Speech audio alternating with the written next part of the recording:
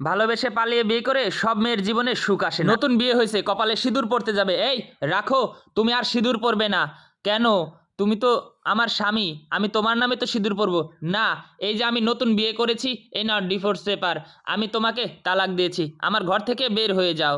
তখন নতুন স্ত্রী নিয়ে ঘরে ঢুকলো, তখন তালাক পেপারটা হাতে নিয়ে সে মেয়েটা অবাক হয়ে গেল, মাকে ফোন দিল, মা ও তো আমাকে ছেড়ে দিয়েছে, ও আরেক বিয়ে করেছে, ভালো করেছে। তখন তো আমরা বিয়েতে রাজি হইনি, পালিয়ে বিয়ে করলি ভালোবেসে। এখন আমার বাড়িতে তোর জায়গা হবে না, আমার মা বাবা তো আমাকে জায়গা দেবে না বাড়িতে। তুমি যদি আমাকে না রাখো আমি কোথায় যাব? প্লিজ আমাকে তুমি তাড়িয়ে দিও না, আমি সতীনের ঘর করব। তখন ভাবলো এ তো আমি স্বপ্ন দেখছি, মাথায় সিঁদুর আছে। আরে এত রাত্রে কি হয়েছে, তুমি দুঃস্বপ্ন দেখছো?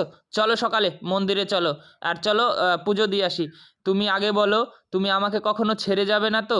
না, কখনোই ছেড়ে যাব না, আমি যতদিন আছি আমি তোমার পাশেই থাকবো। পালিয়ে বিয়ে করার আগে সাবধান, কারণ সবার জীবনে কিন্তু এইরকম স্বপ্ন হয় না, বাস্তবেও এমনটা ঘটে। ভিডিওটা এতটুকু ভালো লাগলে জনস্বার্থে বেশি বেশি শেয়ার করে দিবেন।